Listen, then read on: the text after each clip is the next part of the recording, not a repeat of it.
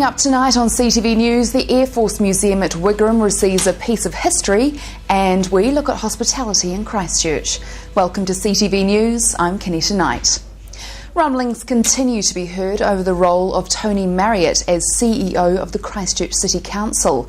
There have been allegations which suggest the Mayor Bob Parker would resign if Marriott wasn't reappointed, an accusation that was allegedly made to councillors, but at this point any investigations have not been able to confirm this happened. Councillors and the Mayor have been in meetings all day, so haven't been accessible for comment. The Chief Executive position is due to be advertised shortly, and is expected that Tony Marriott will put his name forward. And the Air Force Museum at Wigram is currently unloading some special cargo that arrived yesterday. Emily Cooper has more. 2 aircraft of the Royal New Zealand Air Force's former Skyhawk fleet is currently being unpacked to be displayed at the Air Force Museum of New Zealand at Wigram. The museum is receiving 2 planes, a single-seat A4K and a 2-seat TA4K. The first to arrive, the 2-seater plane, was transported to Wigram yesterday and was being unloaded today. Yesterday the aircraft arrived in 4 trucks, all in different pieces, and so what's happened this morning is that they've unloaded the main components of the aircraft, and as you can see behind, what's happening now is that the forward fuselage, with a canopy on the top of it, is just being moved into position above the wing, and they're going to mate that to the wing. This aircraft isn't like a normal aircraft where you can pull the wings off and that's kind of it. There's a lot of, it's quite an intricate process and a wee bit of a jigsaw puzzle, and they've got to get it right.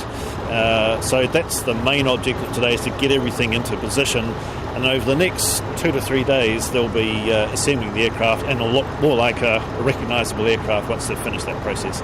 We've lost so much, I guess, in Christchurch. It's nice to have something like this happen for the public to be able to come and see these old warbirds, if you like.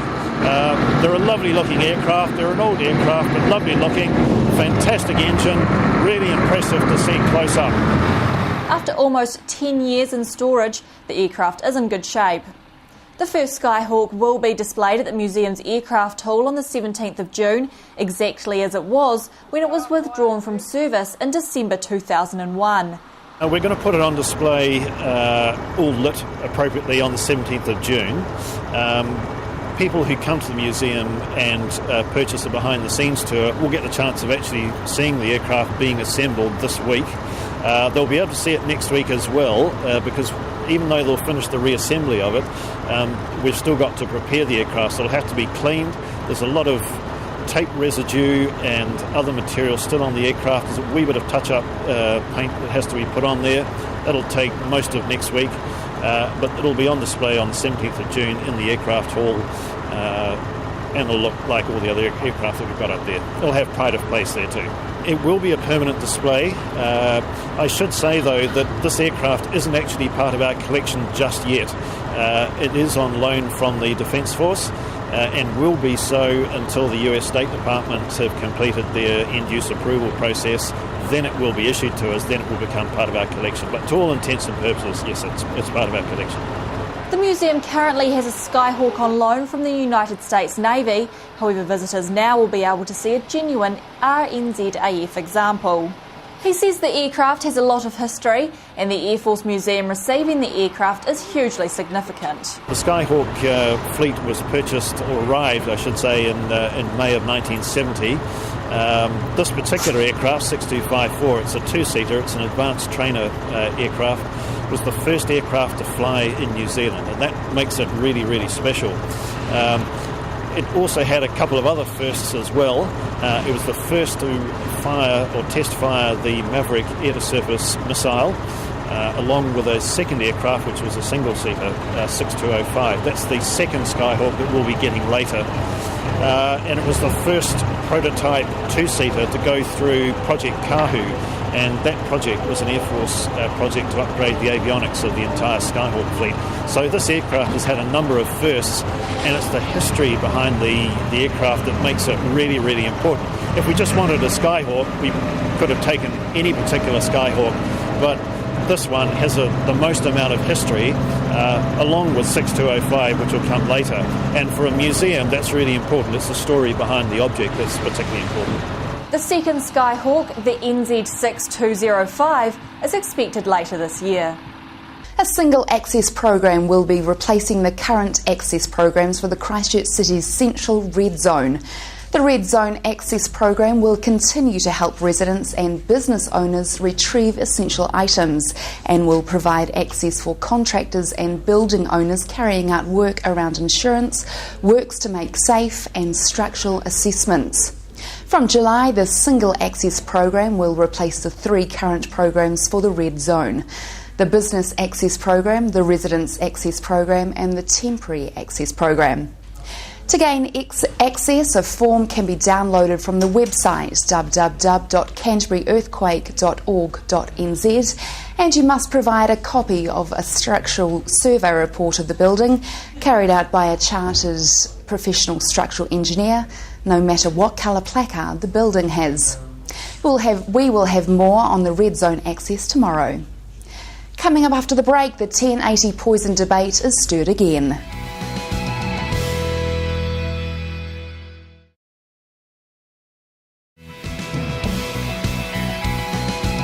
Welcome back. Controversy has arisen again over 1080 poison. Federated Farmers is showing its full support for a report which not only condones but fully endorses the use of 1080. Well, good news for us, I would have thought.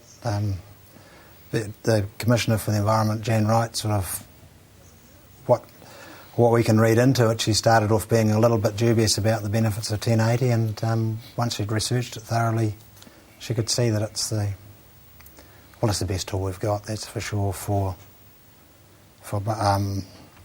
possums, rats, and the bykill with stoats and things, rabbits.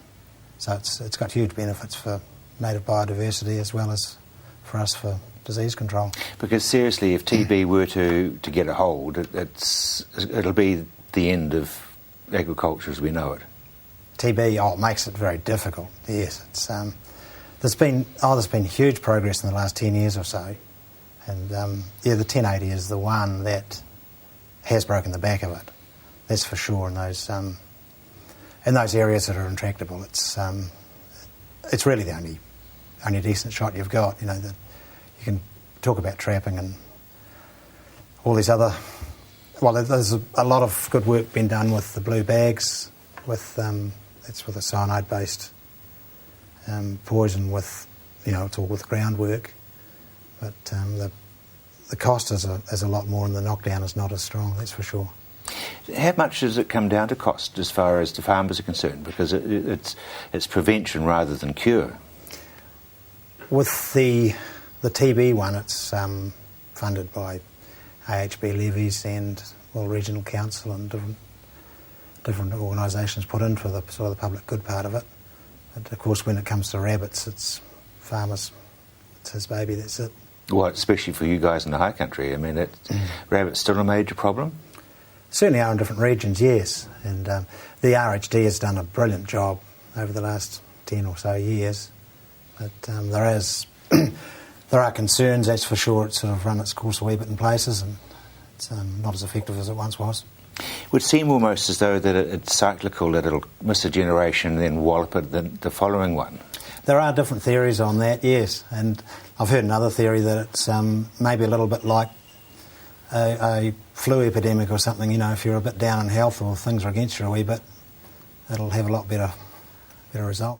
Pete Smith takes a look at hospitality in the suburbs and the effect on staff having increased patronage. With the demise of the CBD in February 22, there's been an explosion in the restaurant and hospitality trade out in the suburbs. How's it being coped with? How's the staff handling it? It's pretty unprecedented traffic 7 days a week now on the hospitality trade. Joining me is the former president of the Hands Canterbury branch, Marty Fuller, who's got 2 hotels, or 2 bars, the Crack in Riccarton Road and Trevino's in Riccarton Road. Marty, what are we talking about as far as the numbers? Pete, I would say as a minimum, places have probably doubled their turnover, and certainly I know of places that have trebled their turnover. It's very significant. Is that then creating pressure to be open longer? Maybe not longer, but from the moment you do open till the moment you close, you're busy. So at times, say, morning tea, for example, that 10 o'clock time, you could be busy now where you might not have been. A lot of places, with the loss of boardrooms and a lot of offices, blocks and things like that, people are looking for places to meet. So quite often you'll have 4, 6, 8 people around a table having a meeting. Okay, we then talk about staff. How's the level of staffing? Is there plenty of staff available? Well, it's a bit of a good news, bad news story, Pete. Obviously, and very sadly, and I feel for all my colleagues in town that have lost their businesses, I guess the upside for us was that when we needed extra staff, they were available because they came from premises in town. And some of them are probably coming from a damaged environment as well, where they flat live or whatever. That's a great point. In our industry, people walk in and they expect our staff to be happy, professional, obliging, hospitality people all the time, and they try to be. The reality is that in their own lives, they are probably dealing with trauma and drama. They've probably all suffered some type of material loss, but they've also probably lost or at least had injured family and friends. So they're coping with all that in their own lives and yet expecting to turn up day after day and put on a professional hospitality face. It's very difficult for them. Would you like to see a hub development or go back to where we were with the central city being the core? I think the central city will come alive again. I think that there will be a strong hospitality presence in the CBD. It'll be different, like everything. They won't have. I don't think there'll be high rises as such, but there will be strong hospitality presence. One of the debates is whether they recreate the precincts that they had, like the Oxford Terrace strip, like the Sol Squares and the Poplar Lanes, whether those sort of precincts are the way to go. I know that the police have got some attitudes about what they'd like to see, and it'll be a matter of working with people like that going forward. Well, there you are. Just spare a thought next time you go in and you say, can you fill up a pint for me? Spare a thought for the person behind the bar, what they're going through in their ordinary lives and their business lives. Marty Fuller with a bird's eye view of exactly what's happening out in the suburbs.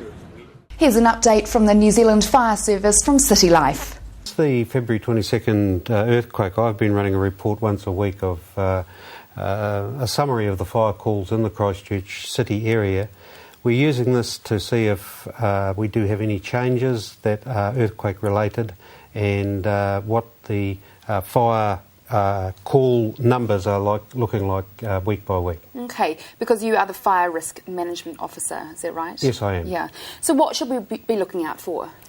Well, this week, one of the things we did have, we had a very quiet week. We did have a situation where a freestanding fireplace caused a fire in the ceiling of a house, and the investigating officer believes that the fire was probably caused by earthquake damage in the flue, where the inner flue has actually moved, and over a period of time the occupants had had a number of fires in their fireplace. Timbers in the ceiling have dried out completely and got to the point where they have actually ignited from a fire late last week, and there was considerable damage in the house. We're just asking people, even now, if they haven't had their fireplaces checked, it is still time to do so before this happens. It's not going to happen to everybody, but sometimes the earthquake damage is so well hidden that people just don't realise that it is there. Yeah, because especially if your chimney's still standing, you still need to have it checked out, I suppose. Absolutely, and with the metal flues, there's no way of telling what has happened to the inner flue, and this is where we believe we're going to get some problems. Okay, so tell me about the fire ban that's in place at the moment. Well, a lot of people are aware that ECAN have relaxed the ban on open fires in houses for the winter. I get the impression some people think that also is relaxing the full fire ban, which is in the whole of the Christchurch area for outside fires. And we are attending a number of fires in places where people are burning rubbish, people are having fires at parties, people are even sitting around small braziers. Unfortunately, we're obliged to put those out, and it's not something that's particularly nice for the people when we do arrive. Coming up after the break, your local weather and what's happening in Canterbury over the weekend.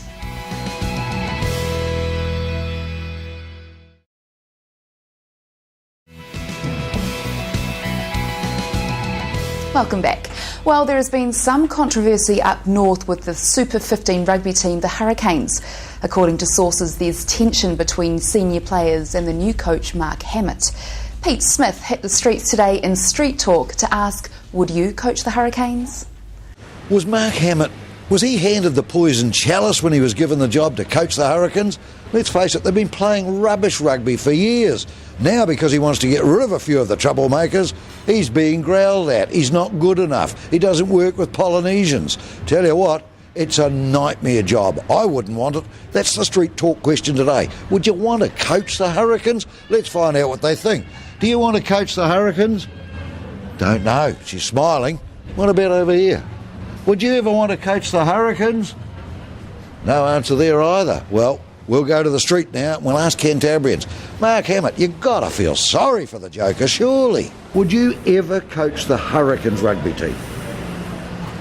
Not just now, no. I'd give it a go. Will I coach the Hurricanes? Not now, no. No. Why not? I don't know enough about it. Nah. They're crap, aren't they? No comment. Absolutely not. I Why know nothing not? about rugby. No, Why not? because I come from rugby league country.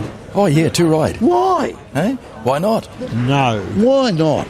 because they can't work together. Not really into rugby, more into football. Do you follow the Crusaders? Not that much now. Not. What is your sport then? Don't really have one, I You suppose. don't have one. Table tennis, Table squash. tennis. But they're hopeless, aren't they? Well, I still would know less than But they're not doing any good. No, they're not doing any good. Yeah, pretty much been a team of individuals, though, haven't they? Yeah. Really? Yeah. They're definitely hopeless. I don't know, I thought Andrew Hall was playing the best out of the team. Yeah, but they're not doing any good. Well, they're not. But that's not. You can't blame two players for that. You answer that one. No. What do you think of the Hurricanes? I don't know. When was the last time the Hurricanes were any good?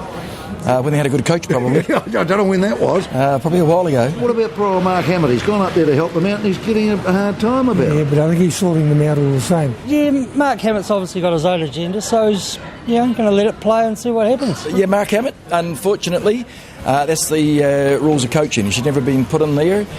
No experience as a senior coach, head coach. He's just got a background of being an assistant of some description. So, unfortunately, poison chalice, yes. That's what happens in Wellington, isn't it? Everyone's arguing. Who's he working for? Well, he's working for Wellington now. Yeah. Are you sure? Yeah, hopeless. I'm sure he's helping the Crusaders. You reckon he is?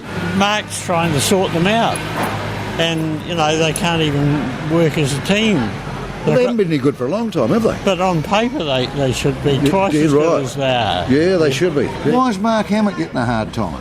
Well, we got rid of Marnonu and Andrew Hall as two best players, I'd say. Yeah, but Two longer serving. But they might have been rat bags.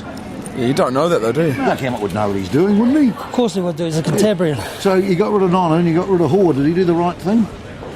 Yeah, possibly. If they were going to, play a ball, yeah, fair enough, get rid of them. I didn't think that Manonu should have been given the boot. Oh, really? Oh, what about Andrew Hall? No, I don't know why it's happened. So do you think it's a bit of a poison chalice that they gave to poor old Mark? Oh, yeah, but he can sort it out, though, if anybody can. You really will? Yeah, Hammer can. Yeah. Go the Crusaders. Good boy. Here's Emily now to let you know what's happening in your city over the weekend. Hi everyone, I hope you enjoyed your long weekend. Now we've got some great events around town this weekend. Let's hope the weather's a bit nicer. On Saturday the 11th at 10:30 until 1:30, the Littleton community will celebrate Matariki in morning and evening events. The morning event will be held on the corner of London and Canterbury Streets in Littleton. The event will be for those who wish to participate in whakahorohoro, which is the ceremony of cleansing by fire following a natural disaster or tragedy, and Reverend Maurice Gray will lead a prayer. Those who've suffered loss of property, business owners or homeowners are invited to bring fragments of their buildings to place in a brazier as an offering to Matariki. The evening event will be from 5 until 7 and will be held at the Littleton Recreation Centre on Winchester Street. This will be a family evening of entertainment with songs, dancing, quizzes and other activities. The Carpenter's Daughter is also holding an event on Saturday the 11th in Ashburton. The event is called Think Fashion this winter and it's fundraising for the Christchurch Earthquake Appeal. The event will be held in the Ashburton Trust Events Centre. Tickets are on sale now for $22. $5 from each ticket sold will go to the appeal. The event will consist of fashion shows from the Carpenter's Daughter winter range and New Zealand Made range, ranging from sizes 12 to 14, and Savoir lingerie will also be featured. New Zealand's own Geraldine Brophy will MC, and clothing will be modelled by local girls. For the Christchurch ladies, there will be a bus going to the event. It's $55 a ticket and will return after the show. And From Rhythm to Romance is on Sunday the 13th at 3 p.m. at the Gaiety Hall in Akaroa. Kathy Irons will play violin, Kirsten Simpson on piano and Gretchen LaRoche on the clarinet in a performance of Russian chamber music. Tickets are $20.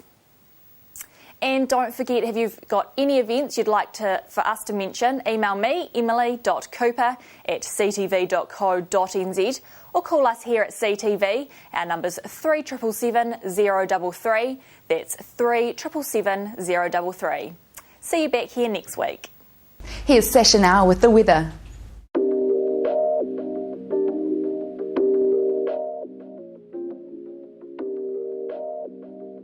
Hi everyone, hope you had a great Thursday. It's nearly the weekend. A northerly airflow brought some low cloud to Canterbury today, especially near the coast. Highs reached 12, 13 or 14 degrees.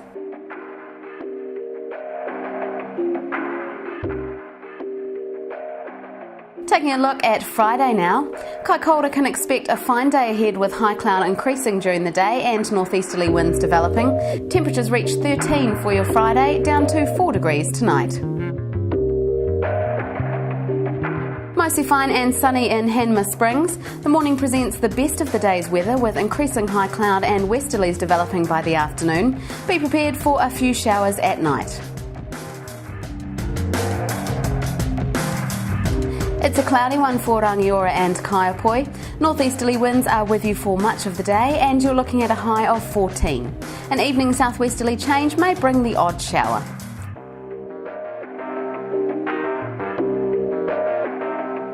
Cloudy in the Garden City too, with cool northeasterly winds. Your high expected to reach 14 degrees tomorrow. Watch out for a few showers during the evening.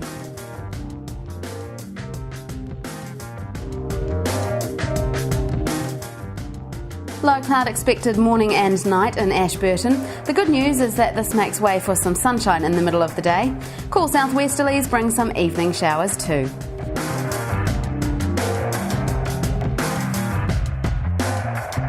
That clouds about in Timaru as well.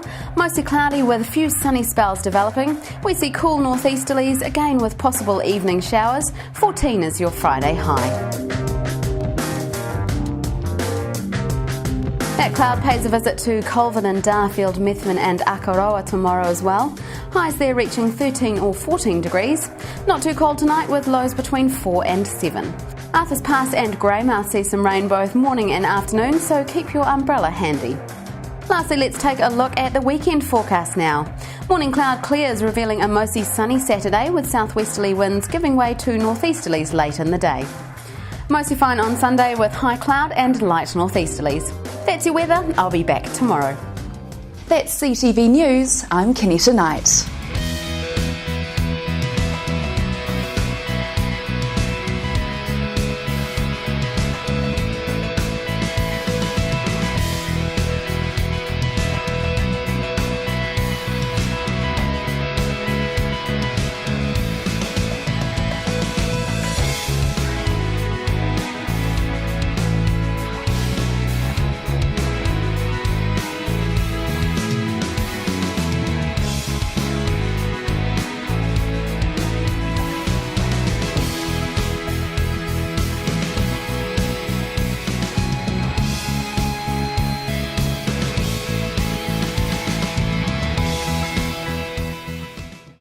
Supporting local content so you can see more of New Zealand on air.